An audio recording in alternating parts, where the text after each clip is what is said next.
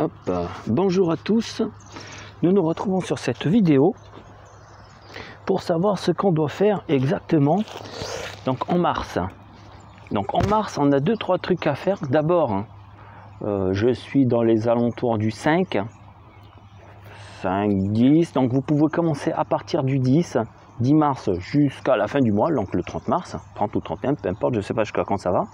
Donc vous avez les blettes à planter. Donc vous pouvez commencer déjà à semer un petit peu en gobelet et bien sûr en abri où c'est chauffé à 20 degrés, hein, plus ou moins. Parce que si vous ne faites pas ça, ça ne marchera pas. Hein. Dehors, il ne faut pas du tout mettre ça dehors. Donc n'oubliez pas, vous semez, le soir vous les rentrez et la journée vous les sortez dehors au soleil. C'est très important. Hein. S'ils n'ont pas de rayon de soleil, ils ne vont pas pouvoir sortir et germer comme il faut. Après vous avez les aubergines que vous pouvez aussi commencer à semer un peu. Semez pas tout parce qu'il va falloir aussi ressemer. La même chose, vous pouvez faire en avril aussi. Donc tout ce que vous allez semer en mars, vous pouvez aussi le ressemer en avril. Ce qui permet d'avoir des premières pousses qui vont vous donner des légumes en premier. Et ceux que vous avez semés en avril vont pouvoir donner des retardataires. Ce qui est très intéressant d'avoir des récoltes suivant les dates. Ce qui permet de ne pas avoir tout en même temps. Vous avez aussi les poivrons à planter.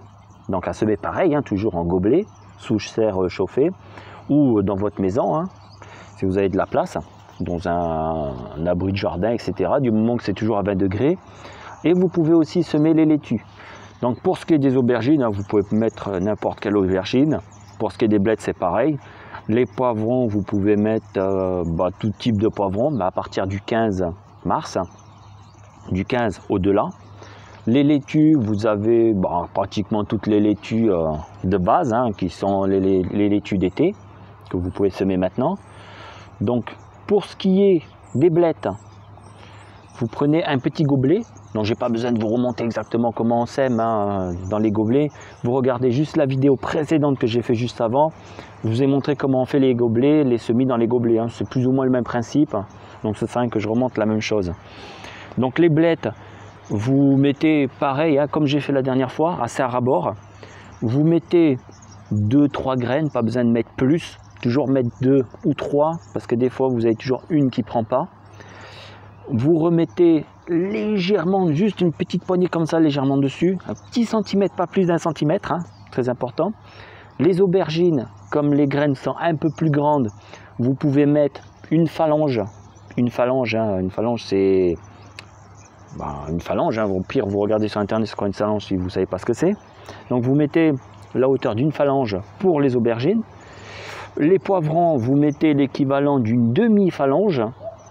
Et pour les laitues, par contre ça, les laitues comme les graines, elles sont très petites. Il faut vraiment mettre l'équivalent de peut-être un quart, on va dire 25 mm de hauteur de terre. Peut-être vous pouvez aller jusqu'à 0,5 cm, hein. Mais vraiment il ne faut pas dépasser 0,5 cm. Sinon ça ne va pas le faire et la graine ne va pas se lever. Donc voilà, vous avez ces 4 choses à semer.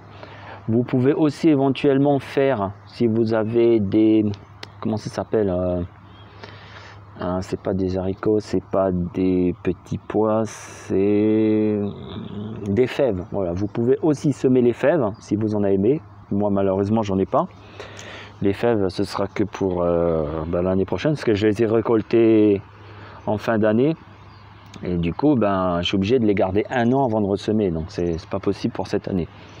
Donc voilà, vous avez à peu près la base de ce qu'il faut semer là en ce mois de mars.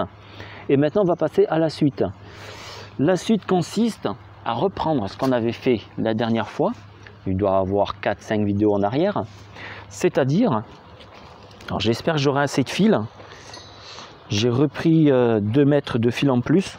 Normalement, ça devrait être bon. Donc, vous voyez les sillons qu'on avait fait la dernière fois. Bon, c'est pas grave, hein, vous ne verrez pas ma tête. Mais le but, c'est pas de voir ma tête, c'est de voir ce qu'on doit faire exactement. Donc, vous voyez là. Hop. Je vais prendre là où on avait fait les sillons. Mais pas les sillons, on va prendre les buts. Vous voyez les buts qu'on avait fait. On a nourri, normalement si vous l'avez fait, vous avez nourri au centre de chaque 1 mètre, donc tous les 50 cm. Normalement vous avez nourri au centre. Donc là, vous prenez de la terre, hop, vous tirez tout ce qu'il y a là et vous ramenez sur les sillons.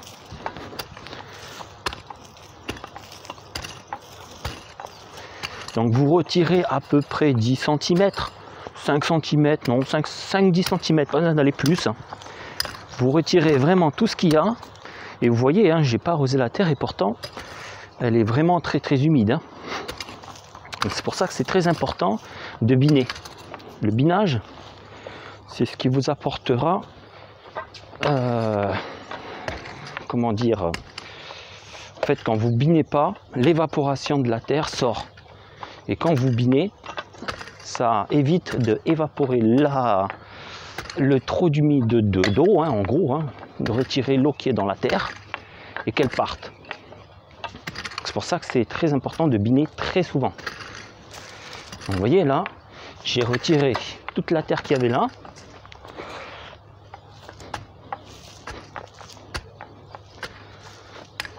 Alors, attendez, je suis allé voir après sur le smartphone pour voir si c'est bien pris sur la vidéo. Il ne faudrait pas que je fasse dans le vide. Alors, ouais, c'est bon, vous le voyez bien. Je vais peut-être mettre légèrement comme ça, un petit peu plus bas. Voilà, comme ça ce sera bien.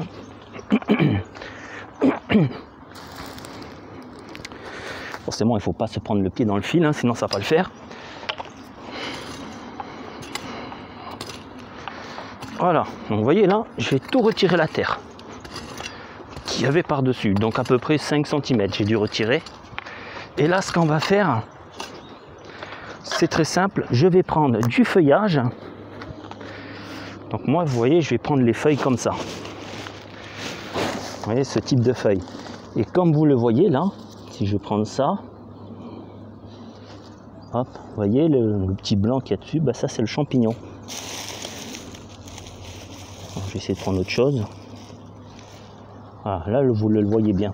Alors, je vais regarder si on le voit bien. Voilà. Vous voyez ce petit champignon tout blanc là? Eh ben ça c'est ce qu'il nous faut. Hein. Donc c'est pour ça qu'il faut aller en forêt le prendre. Et comme vous pouvez le voir là, je vais prendre une petite poignée comme ça. Hop. Non, ça se voit pas trop, hein. Mais en gros, c'est rempli de blanc dedans. Et donc ça, je vais le disperser de cette façon. Hop. Alors je vais prendre une poignée comme ça. Et je vais faire comme ça, comme ceci. Vous voyez? Je vais bien disposer par-dessus.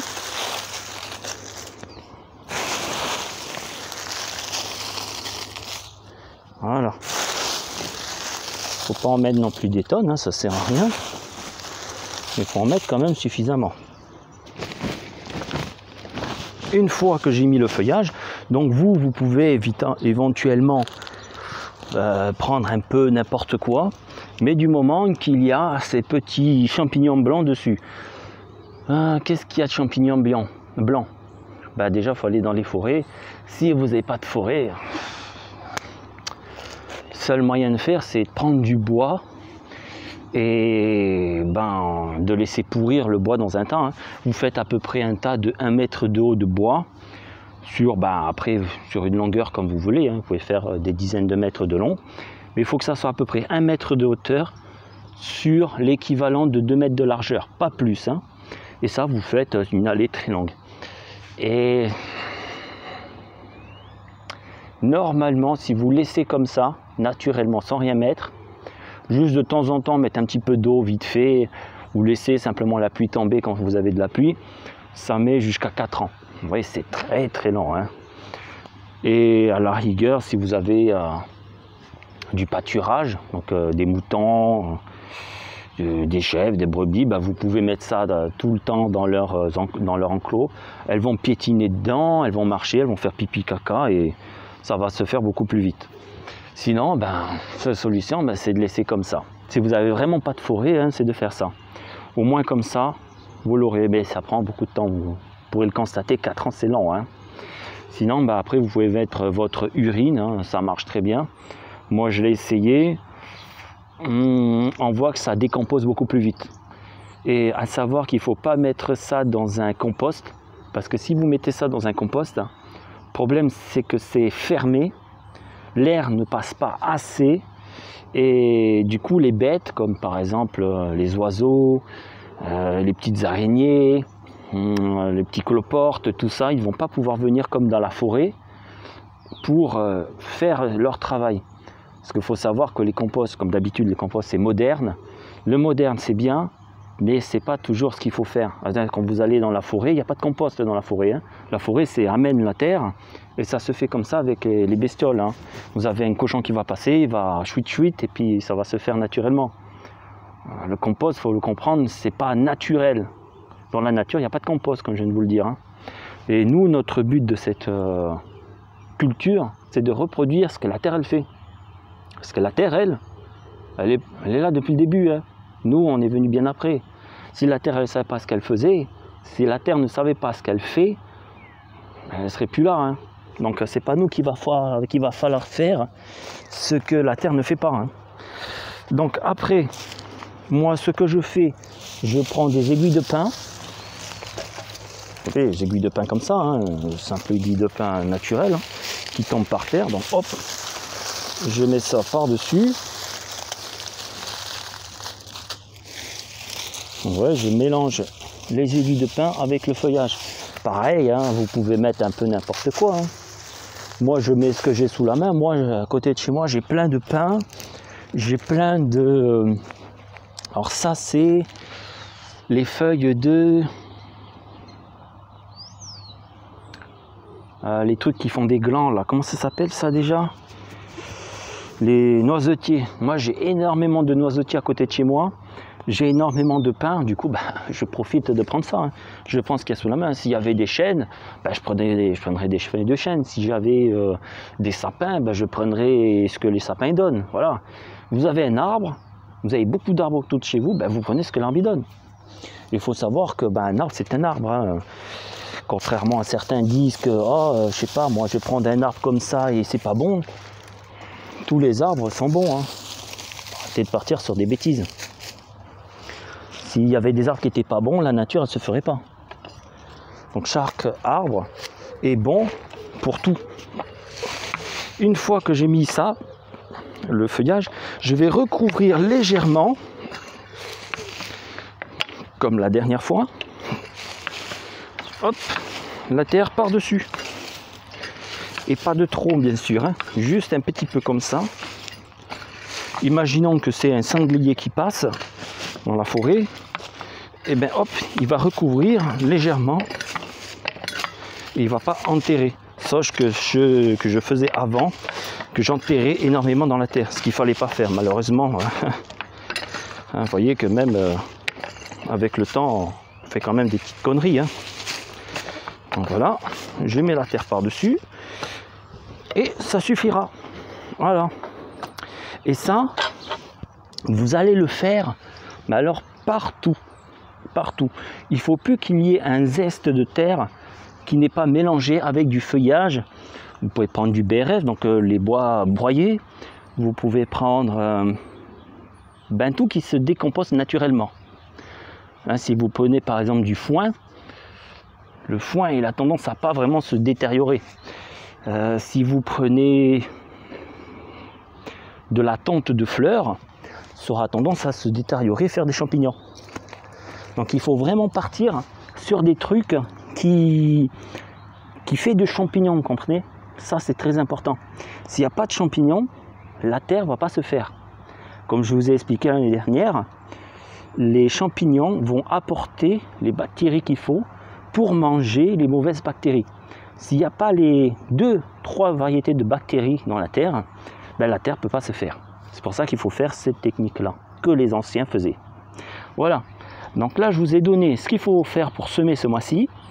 Je vous ai donné le travail à faire ce mois-ci. À vous de pratiquer tout ceci en mars. Et moi, je pense que je vous reprendrai peut-être d'ici il y a du travail à faire, hein, donc ça sert à rien que je refasse une vidéo tout de suite. Je pense que je referai une vidéo d'ici fin mars, au moins dans 20 jours minimum. Sur ce, je vous souhaite un bon travail et à la prochaine.